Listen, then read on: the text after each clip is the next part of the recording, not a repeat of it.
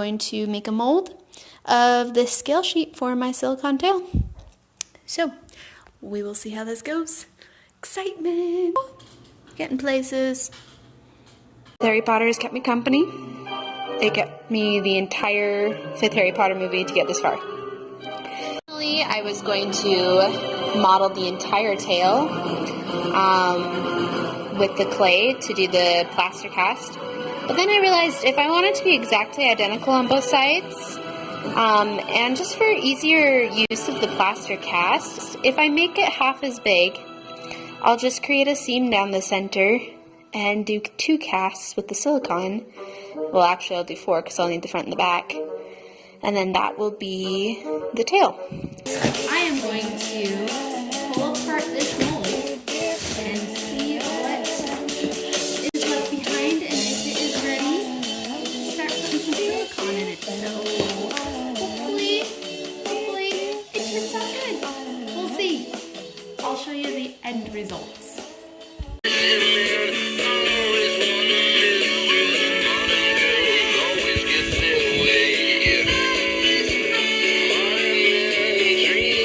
Okay guys, I just have to say, holy crap, the clay pulled out of this mold so beautifully. Like, it's pretty much still completely intact from what I modeled. See how it worked out? Because I realized that I can't do 4 of this and then piece it together because it's beveled. So if I part will push out on the wrong side. So I had to make a mirror image.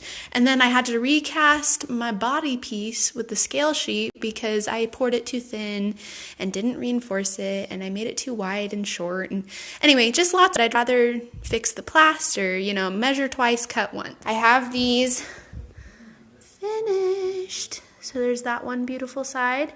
And then I have them kind of backwards and upside down. So I'm going to go from the same angle over here.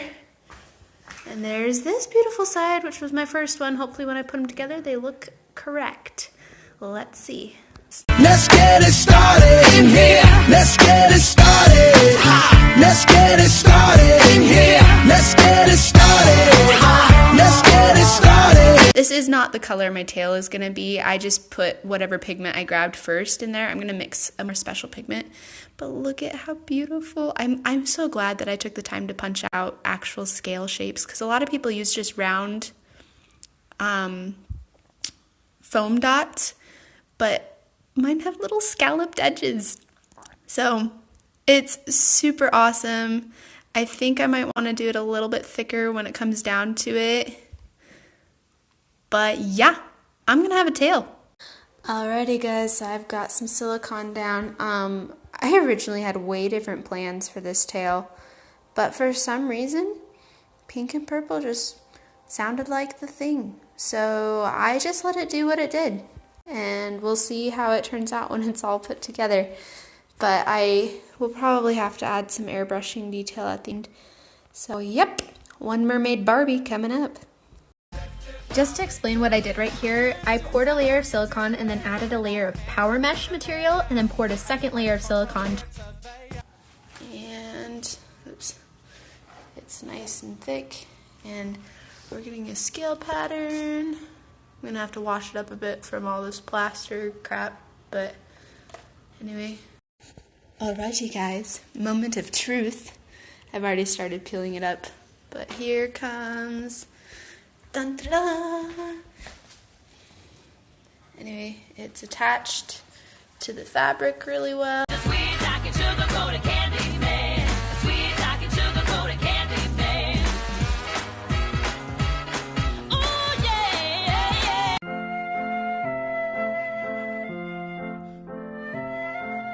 Okay guys, so I gotta show you where I'm at in this process. I am so tired. I don't know why. I've been hit by a bout of insomnia this week, so I struggled falling asleep and then woke up at 5:30 this morning. But on the plus side, I woke up to this being done. It is super pink, so I'm gonna be Mermaid Barbie, I guess, but I'll have to make some adjustments. Things didn't quite line up exactly how I wanted it to, but for the most part, I'll just come through and fix this seam and line it up and then silicone that down. And then I have one half of my fluke finished. I just got to make a backside. Woohoo!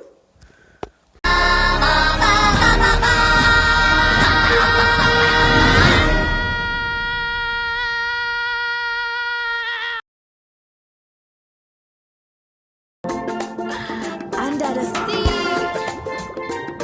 come with me. Diving deep into the ocean. Okay, so I mixed up a little bit of silicone. I didn't bother coloring it, I just kept it clear. And I have been dabbing it inside and then pinning it. Honestly, this is not as easy as everything I've watched and read made it look. It's kind of turning into a little bit of a mess. I'm hoping there's a lot of gaps I will have to go back and continue to fill, but I'm hoping that it turns out strong enough and holds it all together. The gaps are my main concern. Some of it is going on really well, some of it's just a little bit bubbled, so I'm gonna have to go back and try again with cleaning it up. Anyway, the only thing is when I apply it separately, the silicone, not into a mold but directly onto it, it ends up getting really shiny. So see how lots of this here is like matte and this is a gloss. It's because I applied that silicone later. So that's kind of annoying. I'm gonna have to come up with some way to uniform that a little bit better, and I'm sure it'll make the edges on the seams here shiny too. But there we go. There we have it. That my original video, I didn't have the first zipper I put into my tail. So recently I actually had to replace my zipper because unfortunately they don't last forever. My old zipper, the track sort of fell apart, so it wasn't zipping. But originally I cut a slit down the back of my tail. I actually added some fins to kind of help hide it. And then I just put the zipper in as almost as if you're sewing it in there. So I put it in on both sides, pinned it, and then just added silicone to glue it into place. Hey guys, so I'm not in it, but I'm about to get in it, and it is finished. So, yeah, I have a mermaid tail, and it's beautiful, and I'm gonna take it swimming tonight, and we'll see how that goes. So I get to make children smile today.